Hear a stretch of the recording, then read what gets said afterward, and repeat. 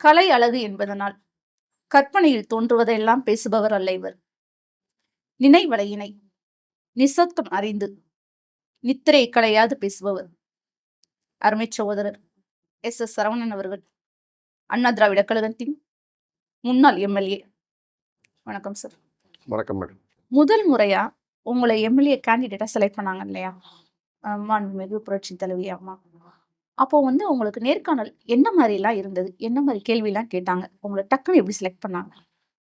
இதயம் புரட்சி தலைவி அம்மா அவர்கள் பார்த்தீங்கன்னா, கீழே வேலை பார்க்குறவங்க, அதாவது ஒரு வட்டச் செயலாளர், ஒரு வார்டு நிர்வாகி, ஒரு பகுதி செயலாளர், கிளை செயலாளர், இந்த மாதிரி தான் அவங்களுக்கு எம்எல்ஏ சீட்டு, எம்பி சீட்டு, மந்திரி அளவு கொண்டு போவாங்க. அவங்கள பொறுத்த வரைக்கும் எல்லாருமே தொண்டர்கள் தான்.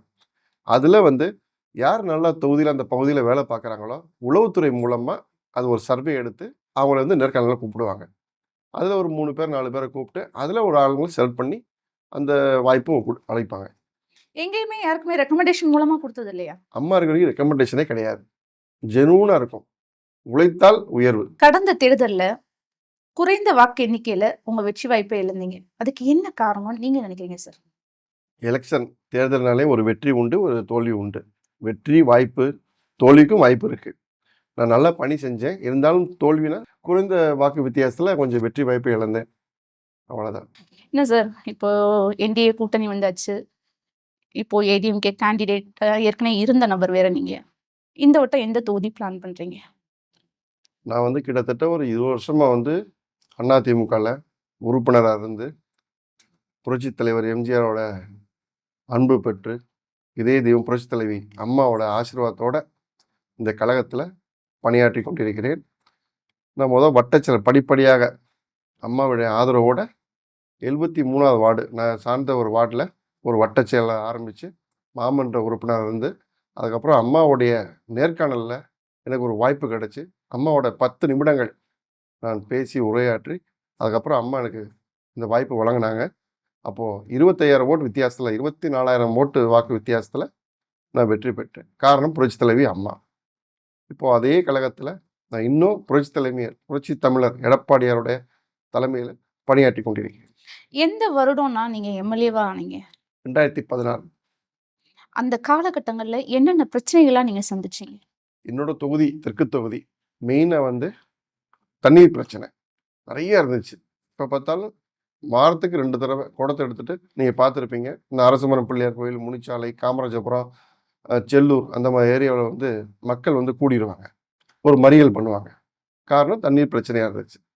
அதை நான் நிவர்த்தி செய்யும் விதமாக என்னால் முடிஞ்ச வரைக்கும் எங்களுடைய மாவட்ட செயலாளர் அண்ணன் செல்லூர் ராஜு, அதே மாதிரி வருவாய்த்துறை அமைச்சர் அண்ணன் ஆர்பி உதயகுமார், அவங்க 2 பேரோட முயற்சியில் அந்த தெற்கு தொகுதியில் தண்ணி பிரச்சனை இல்லாத அளவுக்கு நான் ஒரு வாய்ப்பை ஏற்படுத்தி கொடுத்துருக்கேன். இன்னைக்கு அந்த ஏரியா மக்களுடைய மிகப்பெரிய பிரச்சனை அப்படின்னு அவங்க நினைக்கிறத நீங்க சொல்லுங்க. அதாவது ஒவ்வொரு தொகுதியிலும் ஒரு பிரச்சனை இருக்கு. தெற்கு தொகுதியில் மெயினாக 2 பிரச்சனை தான். ஒன்று தண்ணீர் பிரச்சனை. அது நாங்கள் மாரியம்மன் தொப்பக்குளத்தில் கிட்டத்தட்ட 60 ஆண்டுகள் இல்லாத அளவுக்கு நீங்கள் பார்த்துருப்பீங்க. எல்லாருமே கிரிக்கெட் விளையாடுவாங்க அந்த கிரவுண்டில், நானும் விளையாண்டுருக்கேன். இந்த தொப்பக்குளத்தில் தண்ணீர் நிரப்புனா நிலத்தடி நீர்மட்டம் உயரும் என்ற ஒரு யோசனையில் நான் சட்டமன்றத்தில் பேசி, அப்போது கார்பரேஷனில் நம்முடைய சீஃப் இன்ஜினியர்ட்டையும் நம்ம ஏஇ ஜேஎம்எல்லாம் கூப்பிட்டு பேசி என்ன மாதிரி இது செஞ்சால் இது நிறைவேற்றி தரலாம் அப்படின்னு ஒரு யோசனையில் அவங்க சொன்னாங்க. இந்த மாதிரி தடுப்பணை கட்டணும், வைகை ரிவரில் தடுப்பணை கட்டினா அந்த தண்ணீர் அதோட அந்த ஒரு இது ஃப்ளோவில் இங்கே 2 கிணறு இருக்குது, அது தூர் வரணும்னா தண்ணீர் இங்கே வந்துச்சுன்னா இந்த ஏரியாமே தண்ணீர் பிரச்சனை தீர்ந்துடும் அப்படின்னு சொன்னனால சட்டமன்றத்தில் பேசி அந்த வேலை நாங்கள் செஞ்சு கொடுத்தோம். அதனால் பார்த்தீங்கன்னா இந்த கடந்த ஒரு 6-7 ஆண்டுகளாக தண்ணீர் பிரச்சனை இல்லை. ஃபஸ்ட்டு வாட்டர் லெவல் இம்ப்ரூவ் ஆகிடுச்சு. அதே மாதிரி தொப்பக்குளத்தில் எப்பயுமே தண்ணீர் இருக்குது.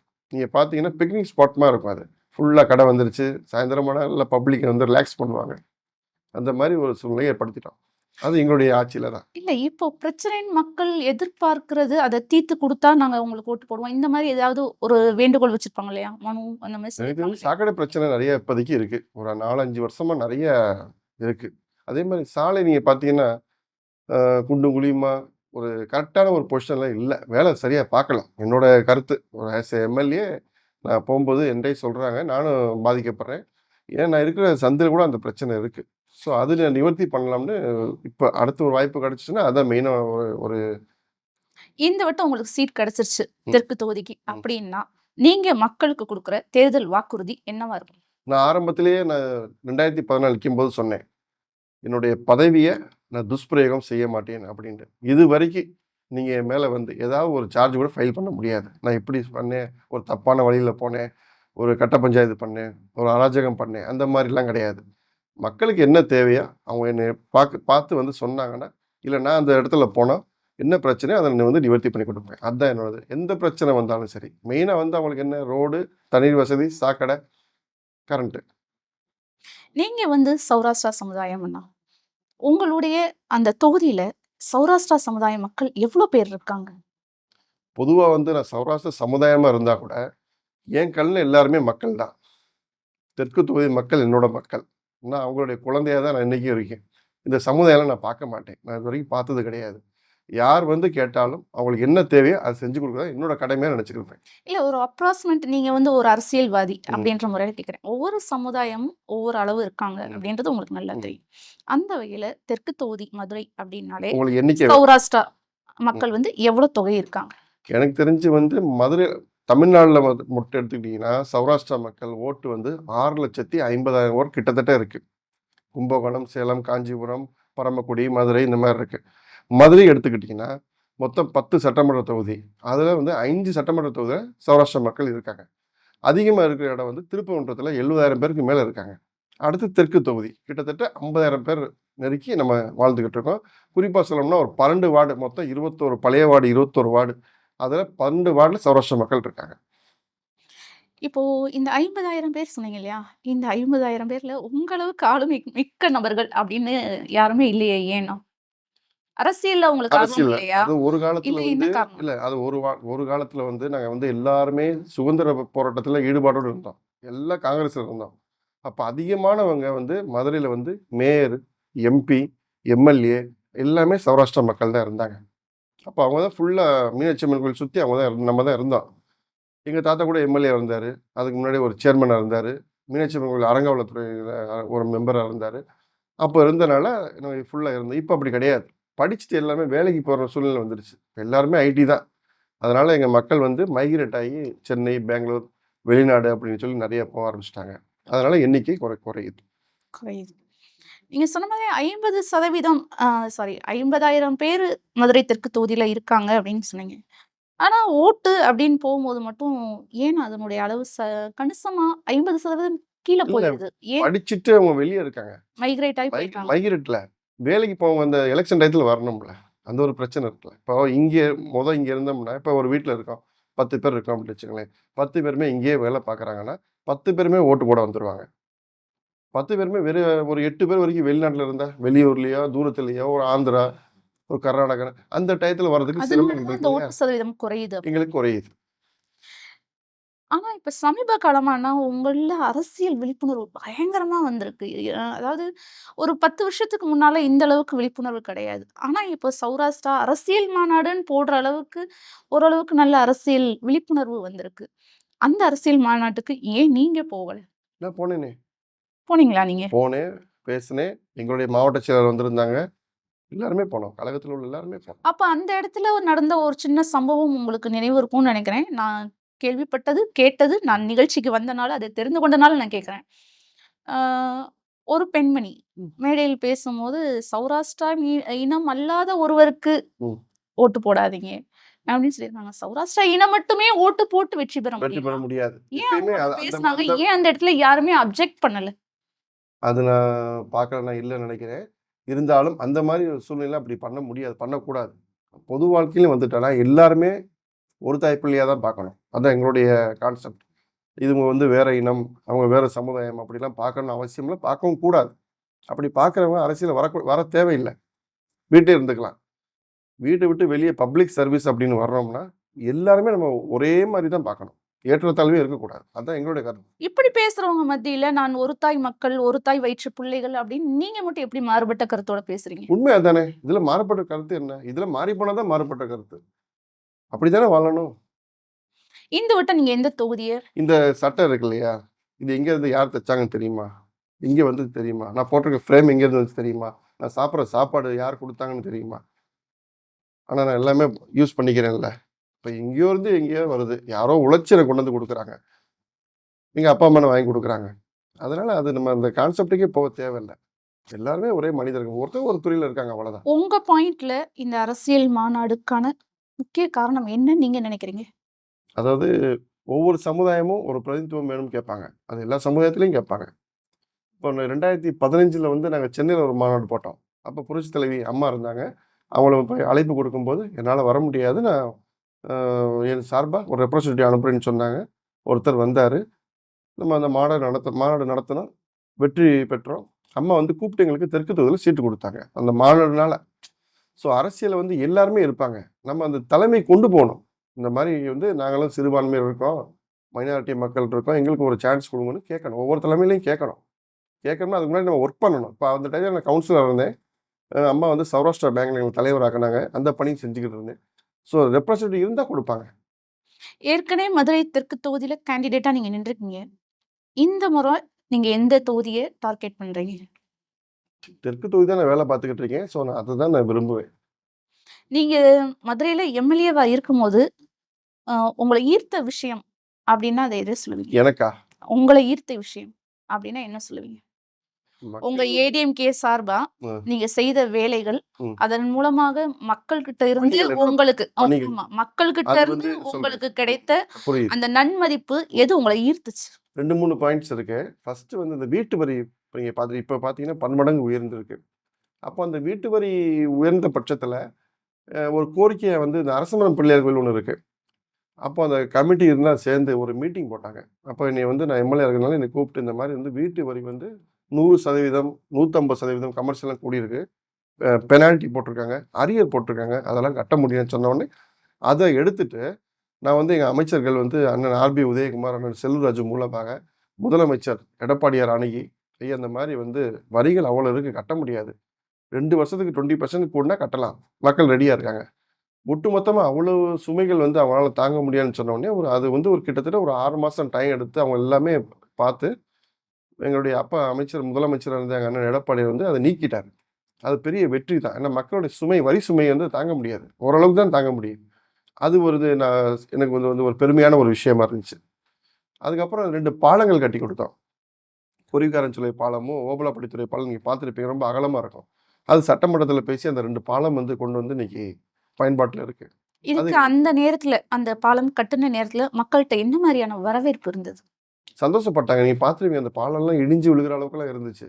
அதே மாதிரி ஓபலாப்பட்டித்துறை பாலம் போனீங்கன்னா, சாமி பார்க்கும்போதெல்லாம் முடியாது. கீழே பாலம் உடைஞ்சு 2ஆ இருக்கும். அதுலேயே மக்கள் நடந்து போய் தண்ணி வேற மேலே ஏறி வரும். வெள்ளம் வந்தால் தண்ணி ஏறி வந்துடும். இப்போ பார்த்தீங்கன்னா, சாமி வரும்போது எல்லாருமே அந்த பாலத்துக்கு தான் சாமி பார்த்தாங்க. அந்த அளவுக்கு கெப்பாசிட்டி அதிகமாக இருக்கு.